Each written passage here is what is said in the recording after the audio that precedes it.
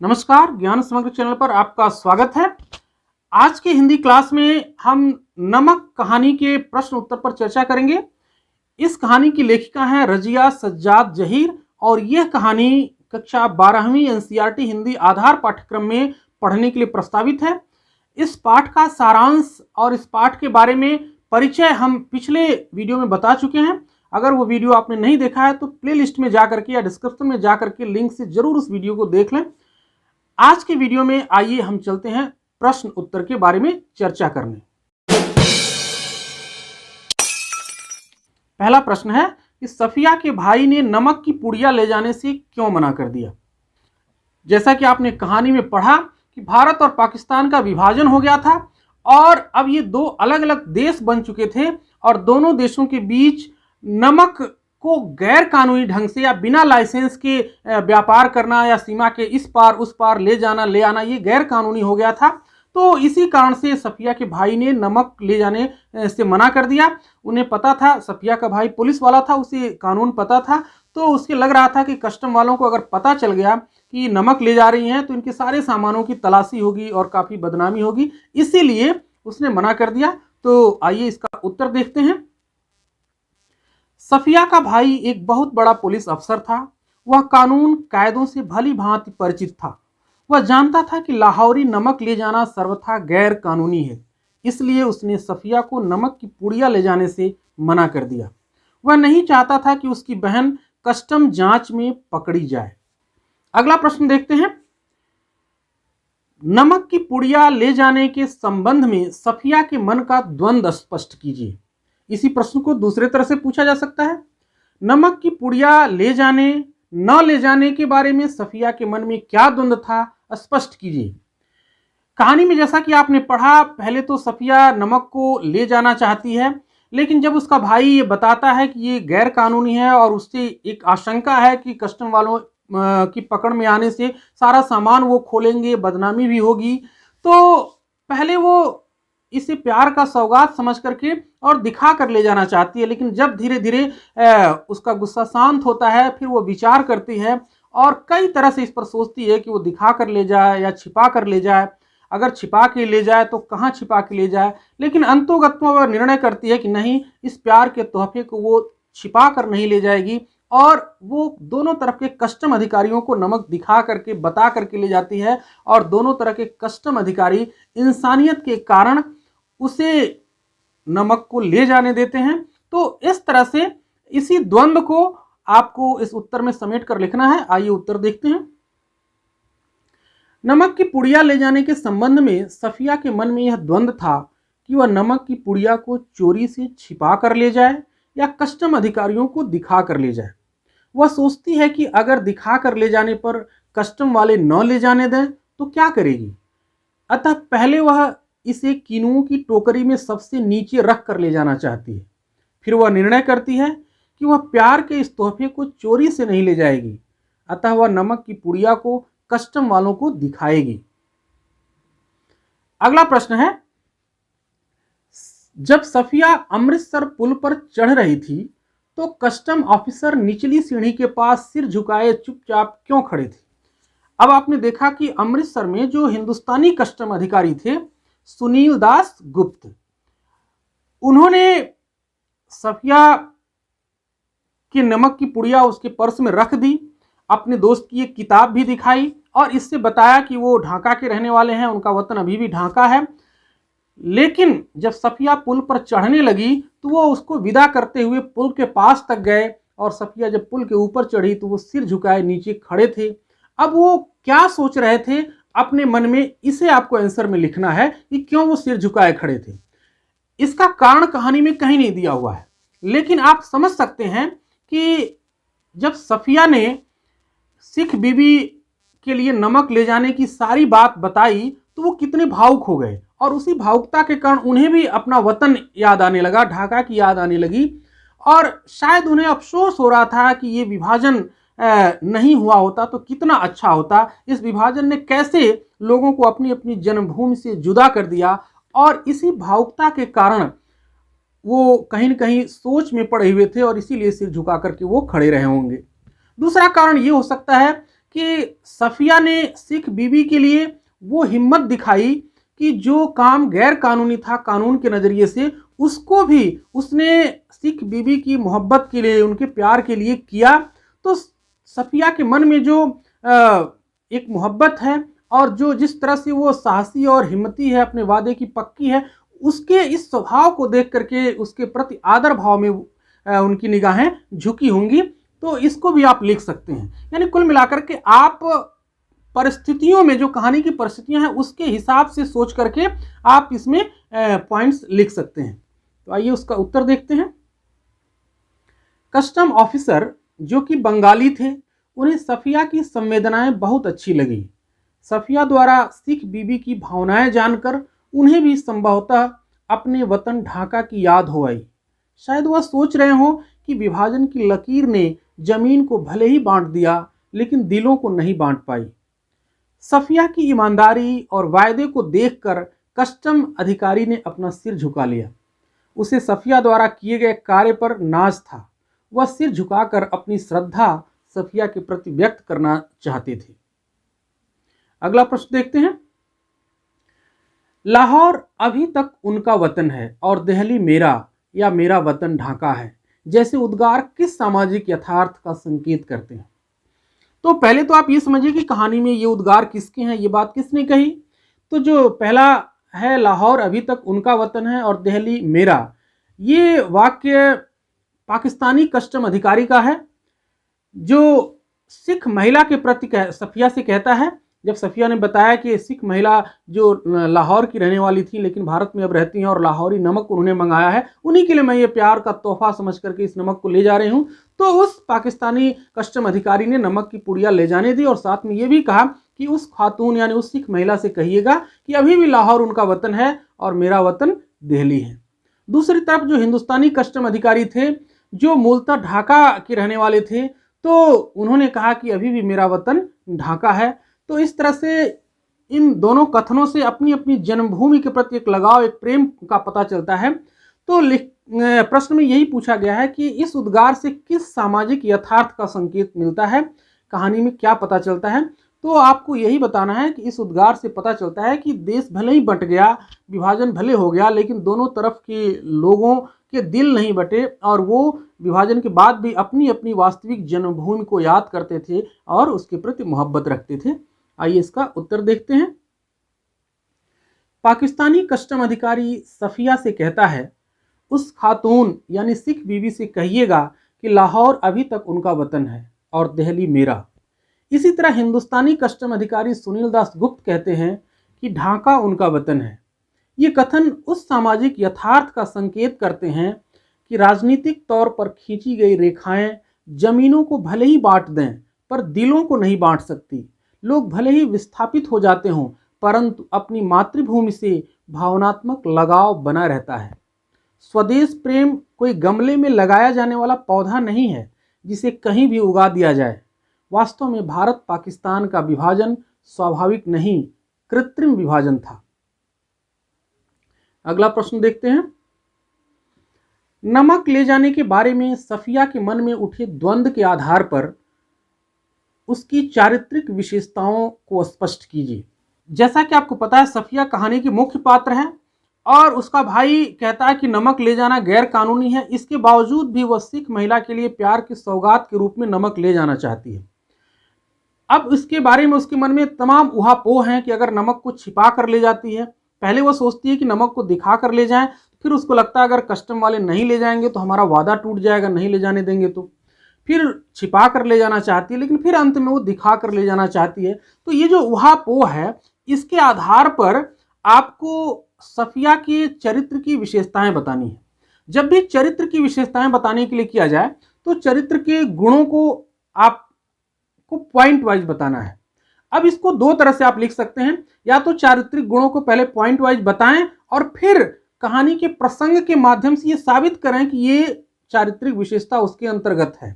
चारित्रिक विशेषता क्या होती हैं? जैसे ईमानदारी, जैसे साहस, निर्भीकता, वादे का पक्का होना, ये सब होते हैं चारित्रिक विशेषता जो किसी व्यक्ति के गुण होते हैं।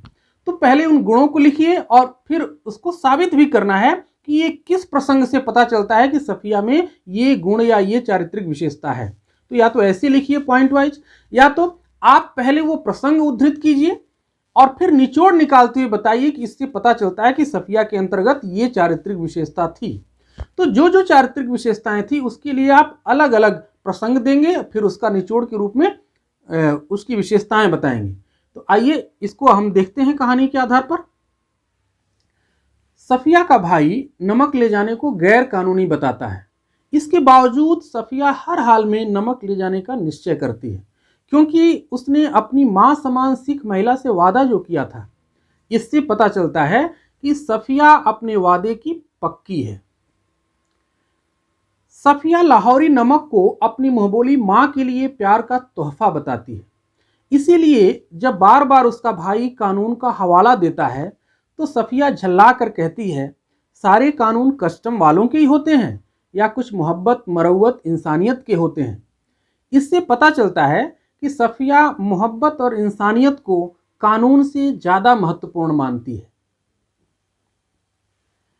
सफिया पहले नमक को कीनुओं के नीचे छिपा कर ले जाना चाहती है, लेकिन फिर वह निश्चय करती है कि यह प्यार का सौगात है, इसे इस तरह छिपा कर नहीं ले जाएगी।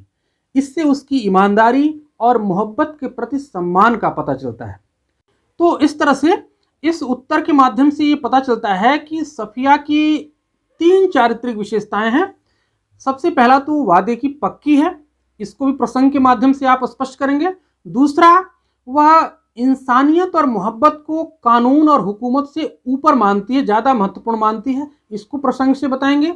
और तीसरा, सफिया ईमानदार है और मोहब्बत के प्रति एक सम्मान का भाव रखती है, इसीलिए वो मोहब्बत के सौगात को छिपाकर नहीं ले जाना चाहती है। तो इस तरह से 3 अलग अलग प्रसंगों से 3 चारित्रिक विशेषताओं को उजागर करेंगे। अगला प्रश्न देखते हैं। मानचित्र पर एक लकीर खींच देने भर से जमीन और जनता बंट नहीं जाती। उचित तर्कों व उदाहरणों के जरिए इसकी पुष्टि करें। जैसा कि पहले भी मैं बता चुका हूं, और भी प्रश्न इस तरह के पूछे गए हैं। तो कुल मिलाकर के पूरी कहानी का निचोड़ ही यही है कि भले ही बंटवारे की लकीर खींच दी गई और भारत पाकिस्तान का विभाजन कर दिया गया, लेकिन इस कहानी में जो पात्र हैं, चाहे वो सिख महिला हैं, चाहे वो सुनील दास गुप्त भारतीय कस्टम अधिकारी हैं या पाकिस्तानी कस्टम अधिकारी हैं, दोनों जिस तरह से अपने वतन को, अपनी जन्मभूमि को ही अपना वतन बताते हैं, तो उससे ये पता चलता है कि देश का बंटवारा भले ही हो गया, लेकिन लोगों के दिल नहीं बंट सके। इसी को समझा करके आपको उत्तर में लिखना है। मानचित्र पर एक लकीर खींच देने भर से जमीन और जनता बंट नहीं जाती। लेखिका का यह कथन पूर्णतया सत्य है। राजनीतिक कारणों से मानचित्र पर लकीर खींचकर देश को 2 भागों में बांट दिया जाता है। इससे जमीन व जनता को अलग अलग देश का लेबल मिल जाता है, परंतु यह कार्य जनता की भावनाओं को नहीं बांट पाता। उनका मन अंत तक अपनी जन्मभूमि से जुड़ा रहता है। नमक कहानी इसका बेहतर उदाहरण है। बंटवारे और विस्थापन के बाद भी सिख बीबी लाहौर को अपना वतन बताती हैं, पाकिस्तानी कस्टम अधिकारी दिल्ली को अपना वतन मानते हैं और जामा मस्जिद को याद करते हैं। हिंदुस्तानी कस्टम अधिकारी सुनील दास गुप्त ढाका को अपना वतन बताते हैं और विश्वास करते हैं कि रफ्ता रफ्ता सब कुछ ठीक हो जाएगा। अगला प्रश्न देखते हैं। नमक कहानी में भारत व पाक की जनता के आरोपित भेदभावों के बीच मोहब्बत का नमकीन स्वाद घुला हुआ है, कैसे? बड़ा ही सुंदर प्रश्न है ये और महत्वपूर्ण भी है ये। नमक कहानी में भारत पाकिस्तान विभाजन के बाद उस बिंदु को स्पर्श करने का प्रयास किया गया है कि जहां ऐसे लोग भी हैं जो विभाजन के बाद भी आपस में भाईचारे की उम्मीद बनाए हुए हैं। हालांकि ये कहा जाता है कि भारत पाकिस्तान का विभाजन नफरत के आधार पर हुआ, धर्म के आधार पर आपसी भेदभाव के कारण हुआ, इस तरह के तमाम आरोप लगाए जाते हैं और बहुत कुछ आरोप सही भी है, तमाम बड़े पैमाने पर हिंसा हुई। लेकिन इसके बावजूद भी बहुत सारे लोग दोनों तरफ ऐसे थे जो इस नफरत से अलग आपस में मिलकर रहना चाहते थे और उन्हें इस बात का दुख था कि कैसे इस बंटवारे के कारण लाखों लोग विस्थापित हुए और अपनी जन्मभूमि से वंचित होना पड़ा, उन्हें अपनी जन्मभूमि से दूर होना पड़ा। और वो अभी भी उम्मीद करते हैं कि शायद एक दिन ऐसा आए जब फिर से दोनों देश मिल करके एक साथ रहेंगे। तो इस तरह से तमाम जो ये आरोप लगाए जाते हैं भेदभाव के, नफरत के, उन आरोपों के बीच भी एक मोहब्बत का स्वाद घुला हुआ, एक मोहब्बत की उम्मीद छिपी हुई है। भले ही यह उम्मीद आंसुओं के रास्ते बह रही थी, उस समय लोग दुखी थे, लेकिन इसके बावजूद भी यह मोहब्बत कहीं न कहीं नजर आती है। और इस कहानी में यही चीज दिखाने का प्रयास किया गया है, चाहे वो सिख महिला हो, चाहे वो पाकिस्तानी कस्टम अधिकारी हो या हिंदुस्तानी कस्टम अधिकारी हैं, तीनों की भावनाओं के माध्यम से यही चीज दिखाने का प्रयास किया गया है। तो आइए इसका उत्तर देखते हैं। नफरत और हिंसा के बीच विभाजन की परिस्थितियों को देखकर दोनों देशों की जनता पर भेदभाव के कई आरोप लगाए जाते हैं, लेकिन नमक कहानी में सिख बीवी, पाकिस्तानी कस्टम अधिकारी, हिंदुस्तानी कस्टम अधिकारी सुनील दास गुप्त के व्यवहारों के माध्यम से यह दिखाया गया है कि यह आरोप पूरी तरह सत्य नहीं है। लाख कड़वाहटों के बावजूद भी दोनों ओर की जनता में अपनी जन्मभूमि और एक दूसरी ओर के लोगों के प्रति काफी लगाव था। दोनों ओर के लोगों में सब कुछ पहले जैसा होने की उम्मीद भी बाकी है। अतः हम कह सकते हैं कि लाखों आरोपों के बावजूद मोहब्बत का नमकीन स्वाद इनके रिश्तों में घुला हुआ है।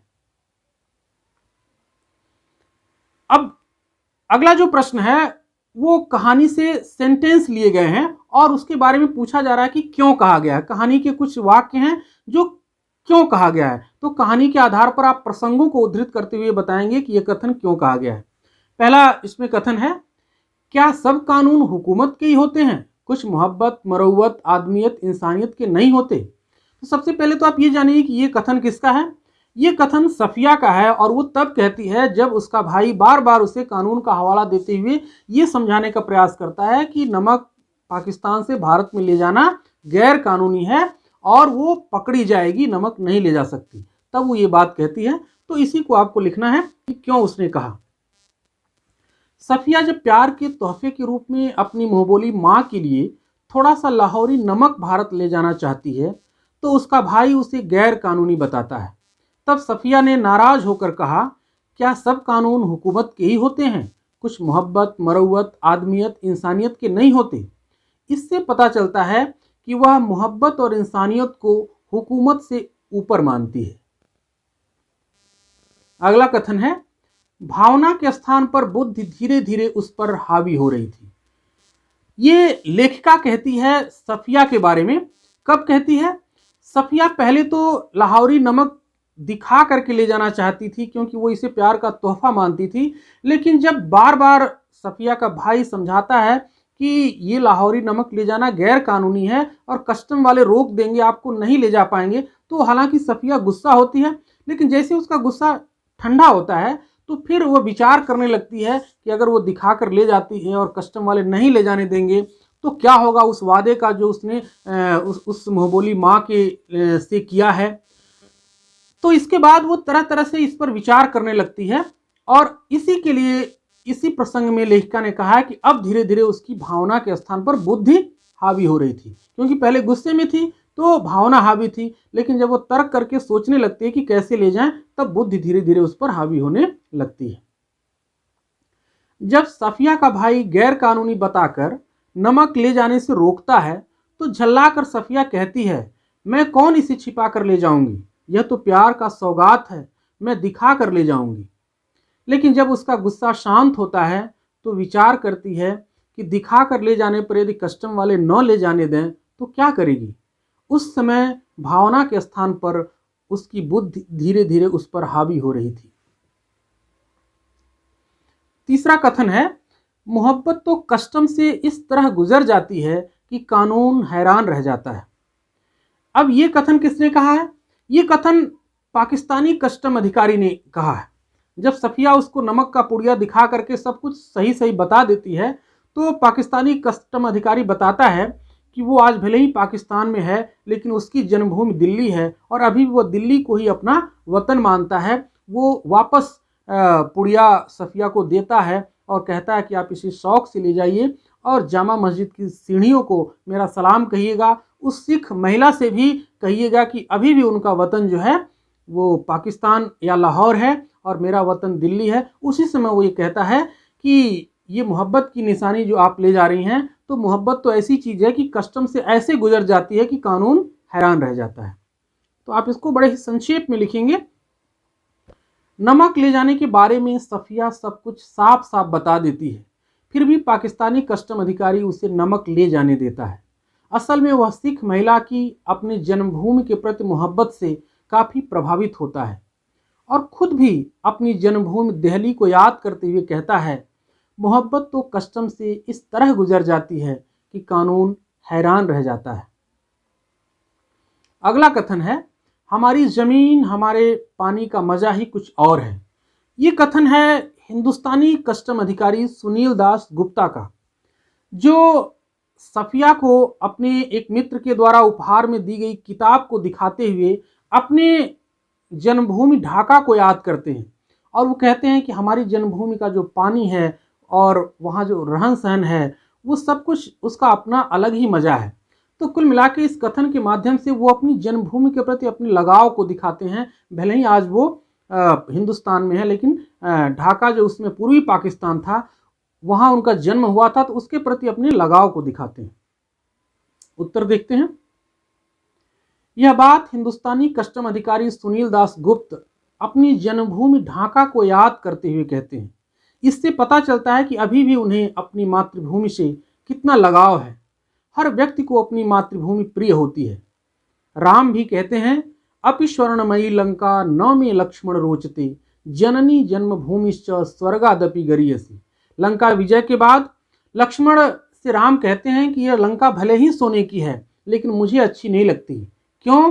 क्योंकि हमारी जन्मभूमि तो अयोध्या है और जननी और जन्मभूमि यानी माता और जन्म स्थान से बढ़ करके तो स्वर्ग भी नहीं है।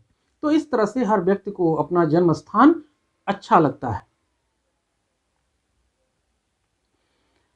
पांचवा वाक्य है, फिर पलकों से कुछ सितारे टूटकर दूधिया आंचल में समा जाते हैं। ये कथन लेखिका कहती है सिख महिला के बारे में। जब पहली बार सिख महिला और सफिया जब मिलते हैं और सिख महिला को सफिया से पता चलता है कि वो कल लाहौर जा रही हैं अपने मायके में अपने भाइयों के पास, तो उससे भी लाहौर की याद हो आती है और वो कहती है कि लाहौर हमारा घर था, लाहौर में हमारी जन्मभूमि थी और आज हम भले ही भारत में आ गए हैं, लेकिन मुझे अभी भी लाहौर की याद आती है। और उसी लाहौर को याद करते करते उसकी आंखों से आंसू आ जाते हैं। इसी वक्त लेखिका टिप्पणी करती है कि फिर पलकों से कुछ सितारे टूटकर उसके दूधिया आंचल में समा जाते हैं। तो इसी प्रसंग को उद्धृत करते हुए आपको समझाना है कि ये कब कहा गया और क्यों कहा गया। सिख बीबी को कीर्तन में जब पता चलता है कि सफिया लाहौर जा रही है, तो उन्हें भी लाहौर की याद आ जाती है। वह वहाँ की जीवन दिनचर्या खान पान आदि के बारे में बताती हुई यादों में खो जाती हैं। भावुकता के कारण उनकी आंखों से आंसू निकल कर उसके सफेद मलमल के दुपट्टे पर टपक जाते हैं। छठवां स्टेटमेंट है, किसका वतन कहाँ है, वह जो कस्टम के इस तरफ हैं या उस तरफ। ये कहानी का सबसे अंतिम स्टेटमेंट है, अंतिम कथन है। सफिया जब अमृतसर में अपने सामानों की जांच करा करके सुनील दास गुप्ता से मिल करके सब कुछ बता करके उनसे विदा लेकर के पुल पर चढ़ रही होती है, तो पुल पर से वो दोनों तरफ देखती है। एक तरफ हिंदुस्तान के लोग हैं, एक तरफ पाकिस्तान के लोग हैं, और फिर वो कहती है कि किसका वतन कहाँ है, वह जो कस्टम के इस पार हैं या जो कस्टम के उस पार। इसका उत्तर देखते हैं।